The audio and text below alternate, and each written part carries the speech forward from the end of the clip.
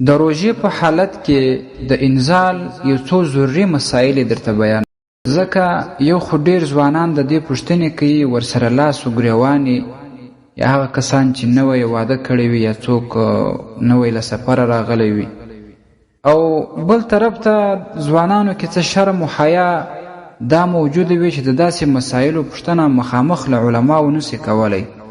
نو موږ هغه مسایل ورته بیانوو چې د دوی دغه شکوک او شبهات او مشکلات رفع سي.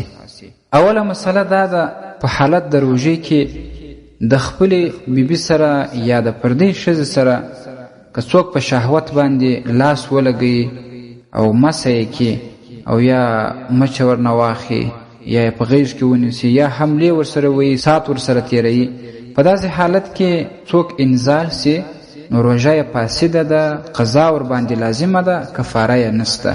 او که بیا هم انزال نسی خو دغسې حرکات و کارونه په حالت د روژې کې کول روژه مکروه کوي.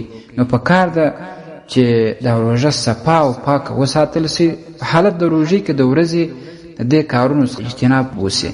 او دویمه مسله دا ده چې که څوک کومه ښځه وویني په شهوت باندې ورته وګوري یا د یوې ښځې شهوتي سوچونه او فکرونه کوي یا په موبایل کې لوس فلم وګوري یا لوس عکسونه وګوري او په دا حالت کې انزال سي، نو روژه ورباندې فاسده نه ده.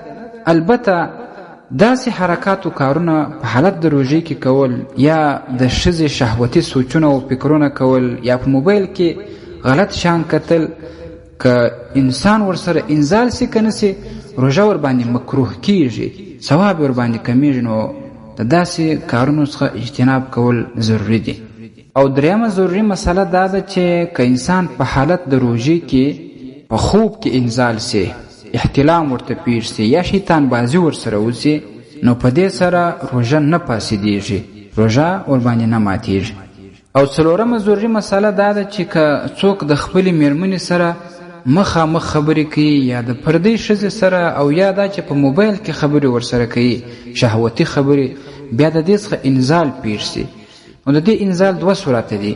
یو صورت یې دا دی چې ذکر ته لاس نه دی وروړی، د خپلې کمزورۍ څخه خپله انزال پیښ سو، نو په دې سره روژه نه فاسدېږي. دویم صورت د انزال دا دی چې حیا دی په خپل لاس باندې ذکر مسه کوي، لکه بعض ځوانان دا عمل کوي چې د لاس سره زنا کوي، په خپل لاس ځان انزالوي. که داسې لمس او دا رقم مژل په لاس باندې ورسره راغلی او بیا انزال پیښ سي، نو په دې سره بیا روژه فاسده ده، خو بیا هم کفاره نسته، صرف د دې روژې قضایي به راوړي. او پنځمه ضروري مسله دا ده چې که په حالت د روژې کې یو انسان د خپلې میرمنې سره لوڅ پروت او د دې څخه بیا انزال پیښ سي، نو دلته هم روژه فاسده ده، قضا لازمه ده، کفاره ورباندې نسته. دا ټول هغه صورتونه دي چې د انسان څخه منی ووځي.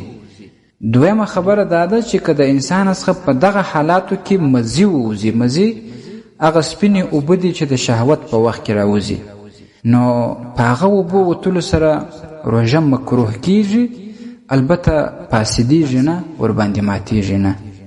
رد المحتار دویم جلد 411 صفحه، البحر الرائق دویم جلد 202 صفحه، او داشان الفتاوى التاتار خانیه دویم جلد 301 صفحه، او الفتاوى الهندیه اول جلد 204 صفحه.